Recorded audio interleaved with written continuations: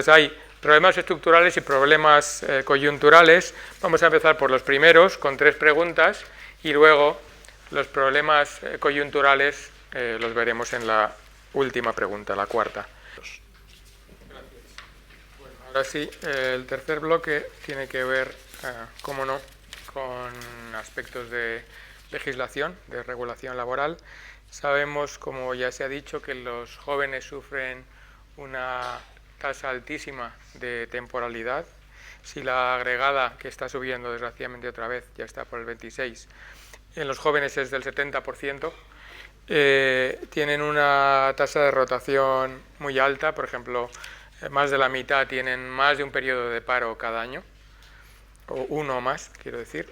Y además, desgraciadamente, esto es como un estigma que persiste en el tiempo. Es decir, que, por ejemplo, nos encontramos que personas ya de 40 a 45 años, todavía un 30% de ellos tienen un empleo temporal, ¿no? De forma que no es una cosa, la temporalidad no es algo que sucede solo en la juventud, sino que persiste durante demasiado tiempo. Así que, bueno, la pregunta genérica, aunque viene un poco orientada por estos datos que acabo de dar a los debatientes, es cómo pueden beneficiar las reformas laborales a los jóvenes. En este caso empezamos por Mariluz. Bien, este es uno de los temas centrales, ¿no? Saben ustedes, porque me han oído decir muchas veces, yo soy de las que creen que las reformas laborales ni crean ni destruyen el empleo. Lo que hacen es modelar el modelo de empleo que queremos como país. Ese es el papel de una reforma laboral, sea aplicada a los jóvenes o a los que no lo son tanto. Por cierto, hoy debatimos sobre jóvenes, pero tenemos más de 1 millón de personas mayores de 50 años a la intemperie porque no tienen ni política activa de empleo ni protección por desempleo en este momento. Pero me voy a centrar. Yo creo que hay 2 elementos muy importantes en este momento que tomar en relación. Una buena parte de la temporalidad que hoy tenemos en nuestro país es temporalidad que procede del no cumplimiento de las normas. Me estoy refiriendo a supuestos de falsos autónomos, me estoy refiriendo a supuestos de falsos becarios y también me estoy refiriendo a supuestos de contratación temporal que no se ajusta a la aplicación normativa que hoy se exige con las normas que tenemos, las normas en vigor. Yo creo que frente a este tipo de situaciones tenemos un instrumento muy eficaz que es la propia Inspección de Trabajo. La Inspección de Trabajo, que ha estado los últimos años, y los que siguen este debate lo saben, los últimos años dedicada fundamentalmente a controlar la protección por desempleo. Bien, yo creo que la Inspección de Trabajo debe controlar el cumplimiento de las normas laborales para evitar, entre otras cosas, una competencia desleal entre las empresas y, por lo tanto, controlar estas formas no jurídicas, no legales de temporalidad que hoy existen en nuestro sistema. El último ejemplo nos lo ha puesto Baleares. En Baleares ha habido una campaña de lucha específica contra la precariedad en el empleo durante este verano y los últimos resultados es que en 2 meses se han reconvertido 4.000 contratos temporales en 4.000 contratos estables. Si la Inspección de Trabajo se utiliza eficientemente, los resultados pueden ser eficientes. Y por otra parte, los elementos normativos. Bien, antes lo veíamos con otros temas, pero también en este de la temporalidad sucede. Con las mismas normas tenemos una franja de temporalidad entre el 15% y el 30% en nuestro país. Las normas tienen una incidencia relativa, pero tienen alguna incidencia. La propuesta que hará el Partido Socialista para, de alguna forma, topar contra esta realidad tozuda de los últimos tiempos es establecer un modelo de simplicidad contractual. Un contrato estable para puestos de trabajo estable y un contrato temporal para puestos de trabajo temporal, con límites. El contrato de trabajo temporal no podrá durar más de 12 meses, habrá tasas de temporalidad por sectores de actividad y un elemento último, que si quieren luego vamos a las preguntas en la reflexión, y es que de partida no somos partidarios de penalizar con una subida de las cotizaciones sociales la contratación temporal. Creemos que la contratación temporal que está dentro de la regla no debe tener una penalización y que solo debe penalizarse la contratación temporal con una subida de las cotizaciones sociales cuando hay una superación de la normalidad en la tasa de temporalidad. ¿Por qué? Por una razón objetiva, porque se genera más rotación, se genera más gasto en protección por desempleo y por lo tanto es lógico que ahí sí se establezca una mayor cotización por desempleo. Gracias. Francisco. No soy metralleta, pero para transmitir todo lo que quiero decir. Es complicado. Esto es peor que lo de la tele.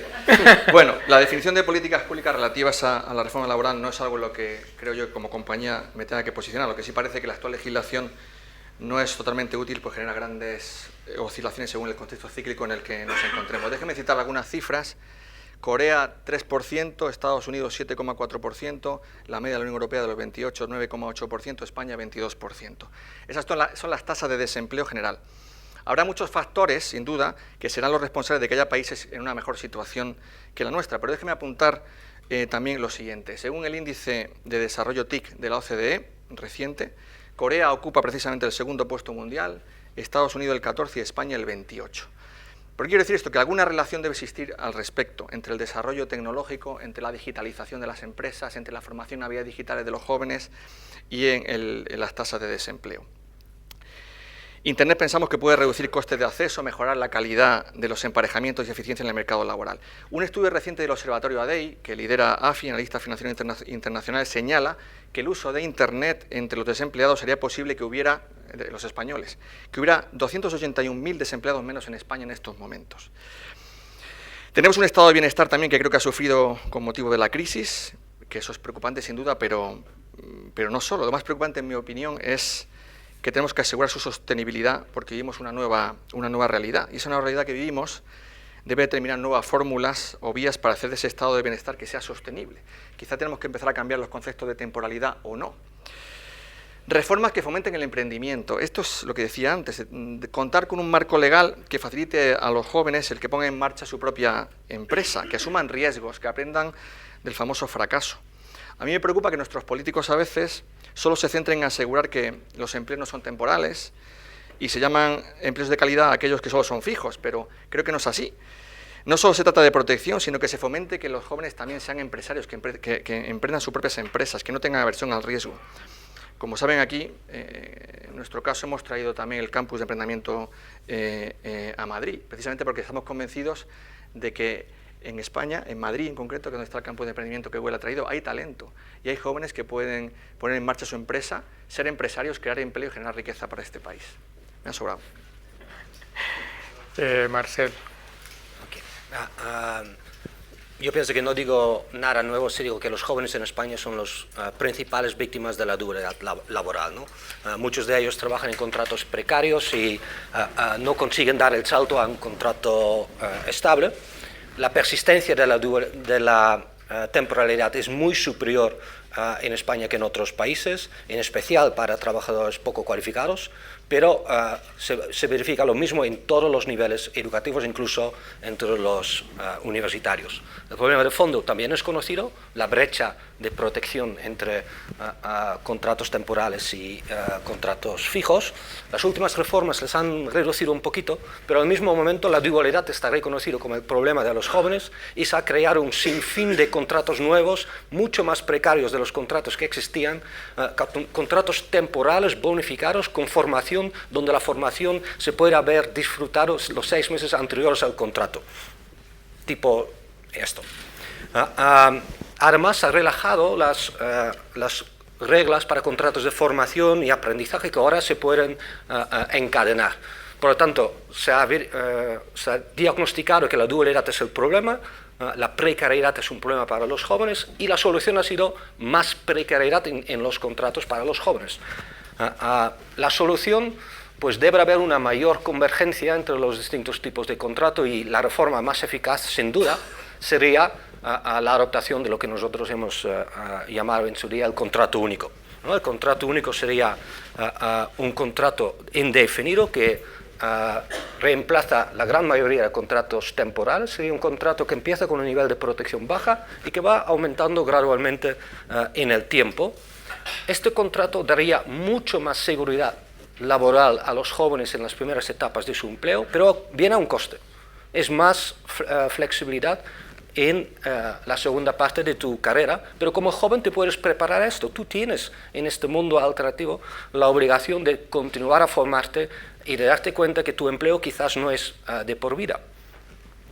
Pero lo importante es generar igualdad de oportunidades y un contrato intergeneracional mucho más justo de lo actual. Aquí en España tenemos un problema de la renovación intergeneracional. Estamos primando siempre la seguridad de los padres a coste de la precariedad de los hijos, y esta percepción de justicia social no ha cambiado en España. Sigue persistiendo y tiene un coste altísimo para los jóvenes. La alternativa, hemos oído la de garantizar la causalidad de los contratos temporales y de perseguir el fraude, pues sinceramente me parece totalmente una ilusión. No ha funcionado nunca y se firman 1,5 millones de contratos mensuales. Díganme ustedes qué tipo de inspección laboral se necesita para hacer esto. Necesitamos restricciones a la contratación laboral de alguna forma. Yo, si no queremos ir al contrato único, por lo menos diría igualar la protección o las indemnizaciones entre los distintos contratos. Segundo, sí aumentar un sistema de bonus malos. Las empresas que utilizan más la contratación temporal pagan más, porque ahora son las empresas que contratan con contratos indefinidos que están financiando la temporalidad de los demás.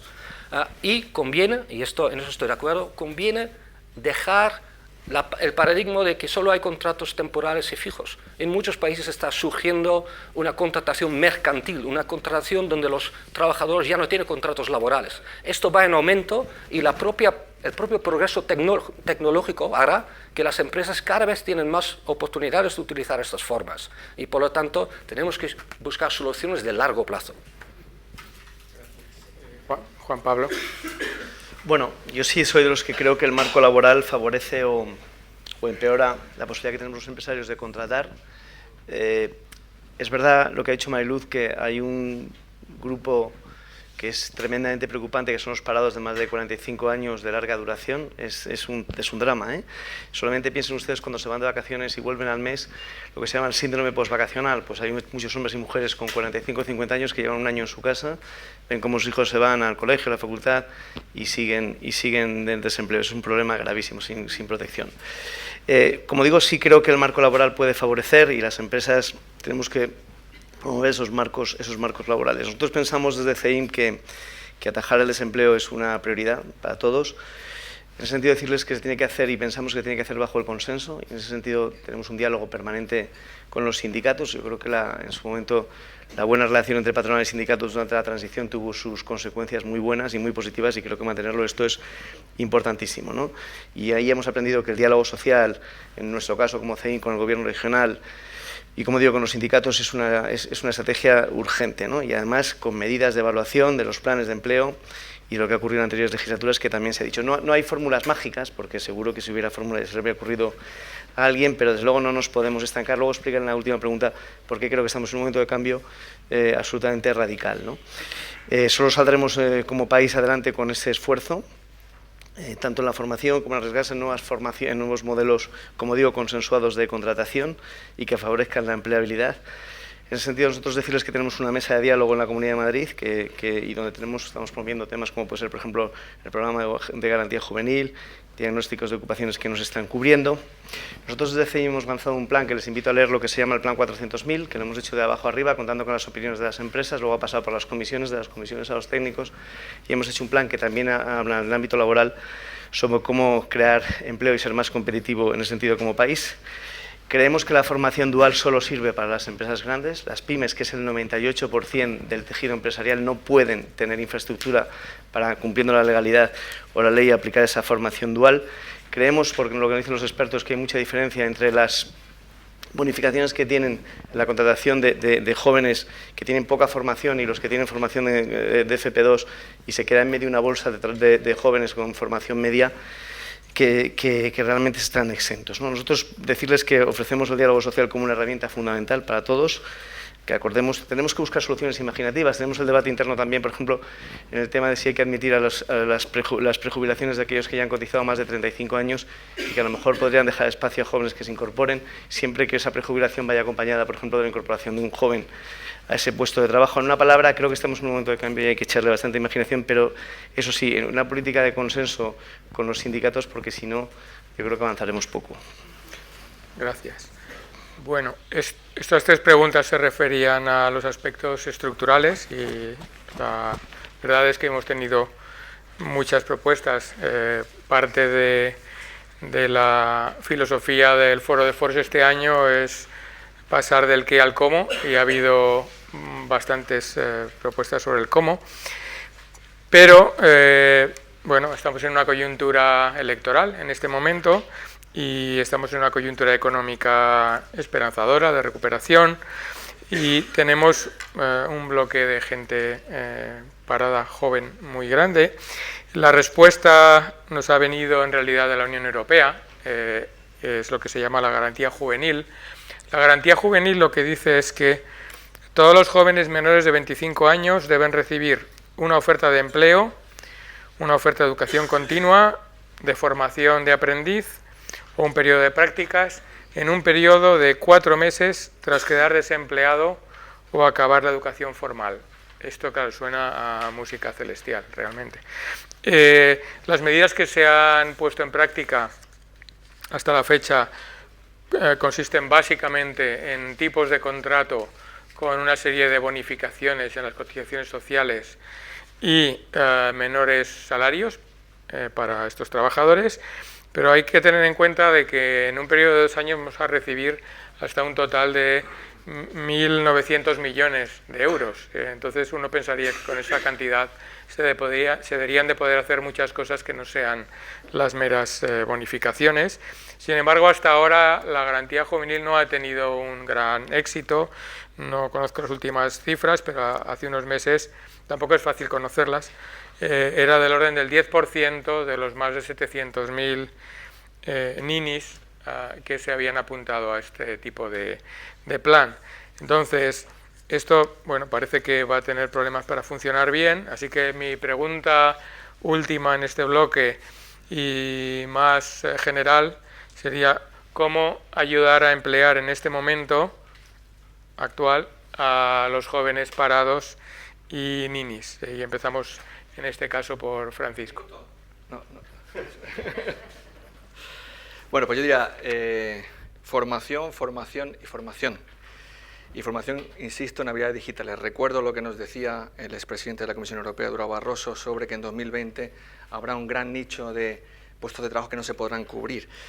Creo que Austria ha hecho algo así, es poner en marcha un plan en el que, por un lado, involucra a aquellos desempleados jóvenes en forzarles, entre comillas, a tener una formación en habilidades digitales, e incluso, creo que ha ido más allá, si no estoy equivocado, para que una persona pueda recibir la prestación por desempleo, le obliga también a hacer un curso en formación en habilidades digitales.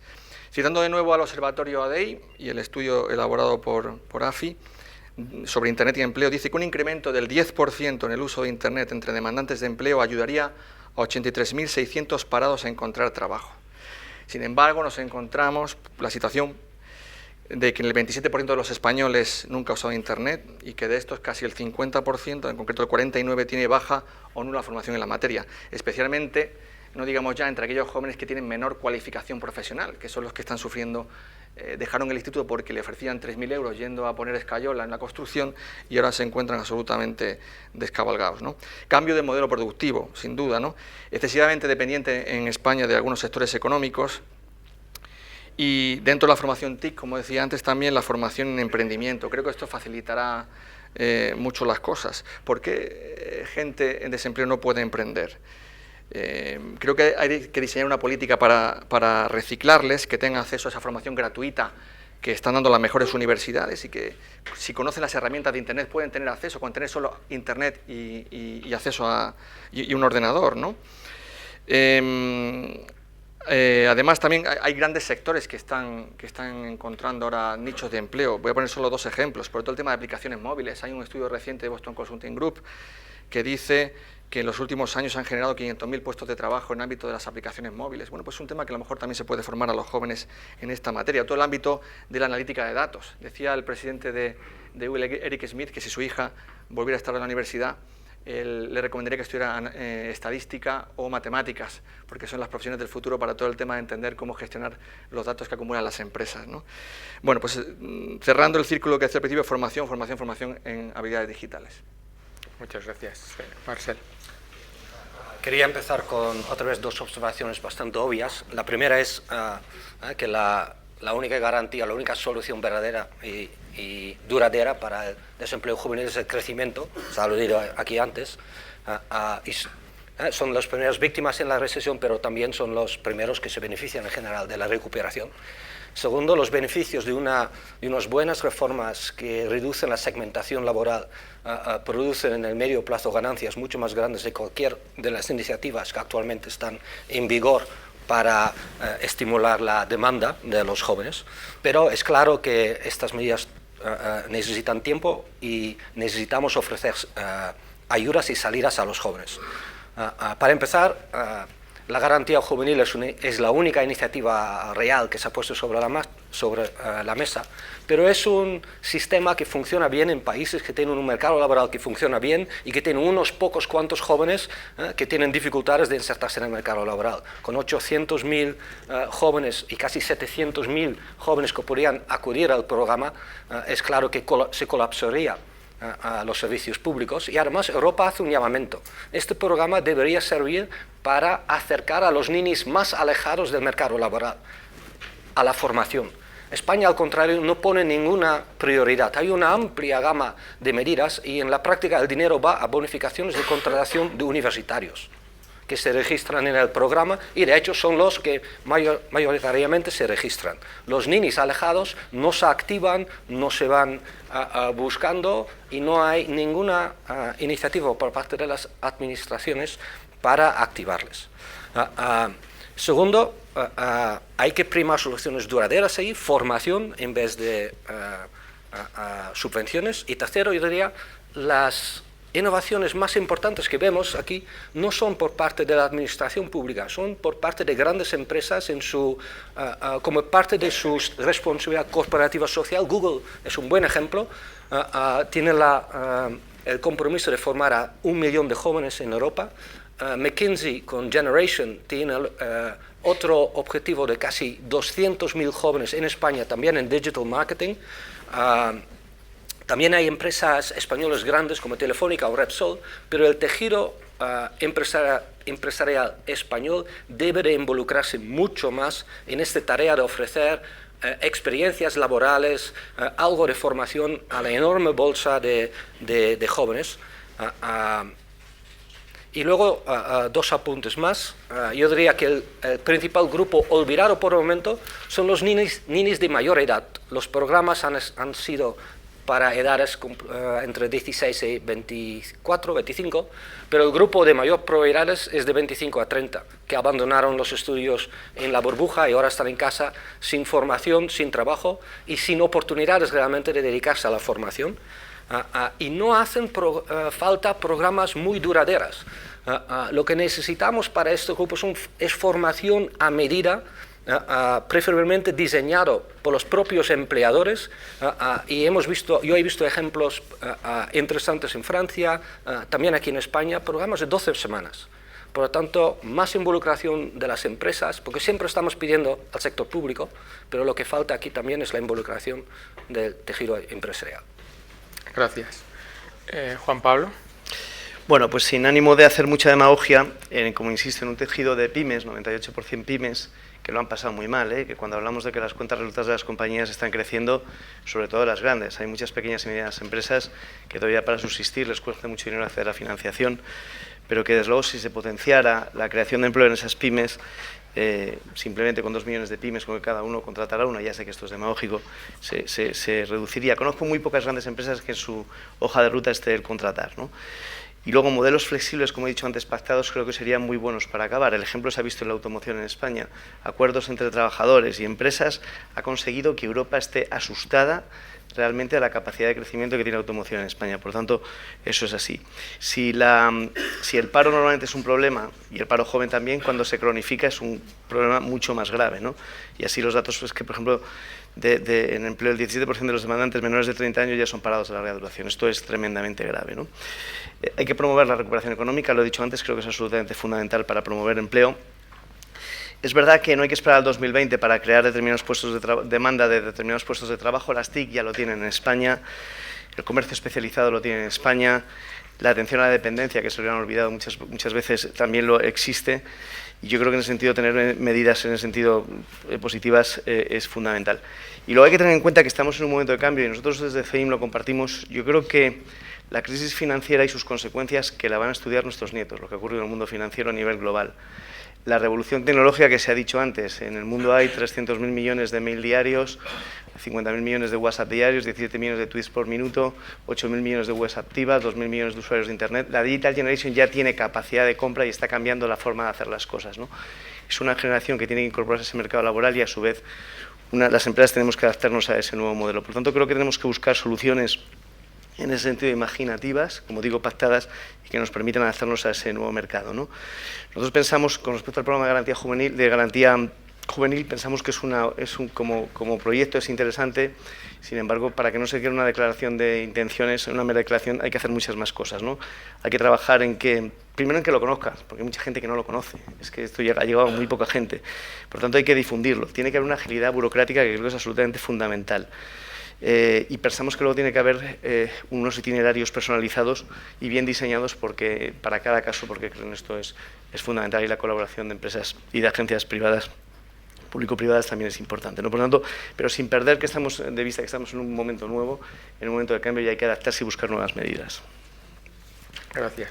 Bueno, pues este primer bloque lo cierra Mariluz. Sí, bueno, una propuesta muy concreta que acabamos de lanzar al debate público y una reflexión sobre la garantía juvenil. Yo creo que la garantía juvenil es una gran idea de la OIT primero, como bien saben ustedes, de la Unión Europea después. Lo que pasa que, por la razón que sea, y no voy a entrar en el debate partidario en un foro como este, pero por la razón que sea, en nuestro país no se ha sabido, no se ha podido o no se ha querido poner en marcha y, por lo tanto, beneficiar a buena parte de la juventud de nuestro país de esta buena idea que es la garantía juvenil. Y lo digo con conocimiento de causa, no solamente por el número extraordinariamente pequeño de beneficiarios en este momento de la garantía juvenil. Frente a 800.000 potenciales beneficiarios, no hay más de 35.000 personas que estén dentro de la garantía juvenil, y lo digo también con otros elementos. La garantía juvenil, el gobierno de nuestro país tardó un año en ponerla en marcha, porque tardó un año en presentar sus planes de garantía juvenil ante la Unión Europea, y después porque muchas de nuestras comunidades autónomas, ahora en los cambios de gobierno, lo que ha sucedido es que se han encontrado en la caja de sus políticas activas de empleo la garantía juvenil sin ejecutar. ¿Por qué? ¿Porque no quiso ejecutarse? No, porque si se ejecutaba se elevaba la tasa de déficit de las comunidades autónomas, y cuando las comunidades autónomas tuvieron que elegir entre tasa de déficit y garantía juvenil, decidieron preservar su tasa de déficit. Quiero decir esto que ha sucedido en nuestro país. Nuestra propuesta concreta. Yo también creo en formación, formación y formación. Lo que quizá algunas personas no sepan, aunque creo que es de dominio público en un foro como este, es que hoy tenemos 728.000, para ser más exacta, jóvenes que van entre 16 y 29 años que no titularon en eso porque, lo decíamos antes, el trabajo compitió con la escuela y se marcharon prematuramente de la escuela. En su gran mayoría varones, aunque también hay algunas mujeres en este colectivo. El problema es que no pueden acceder a la formación. No pueden acceder a la formación profesional del sistema educativo porque no tienen la titulación de eso, y no pueden acceder a la formación profesional del sistema para el empleo certificable porque no tienen la titulación de eso ni competencias básicas acreditadas. Es decir, formación es la respuesta, pero no pueden, les tenemos en una especie de tierra de nadie sin capacidad de entrar en el sistema formativo. Bien, nuestra propuesta es clara: 700.000 jóvenes en 16 semanas tienen que hacer un proceso de formación en competencias básicas y después de acreditación en competencias básicas para que por lo menos podamos abrir su puerta para que se integren en el sistema de formación profesional del sistema educativo o en el sistema de formación profesional certificable del sistema de formación para el empleo. Es el primer paso, pero si no damos este primer paso no podremos integrarles en la formación. Es una medida de choque dirigida específicamente a estos 700.000 jóvenes, tiene un coste que está ya cuantificado, cuesta 1.000 millones de euros, tanto la formación como las pruebas de acreditación, y su financiación no necesitaría siquiera de una elevación de las inversiones, porque para mí no son gastos en políticas activas de empleo. Bastaría reordenar el modelo de política activa de empleo, suprimir bonificaciones que hoy están demostrando que tienen un peso muerto y no crean empleo, y dirigirlas a nuestro verdadero problema, que es la formación de jóvenes y, por cierto, de los que no lo son tanto. Muchas gracias.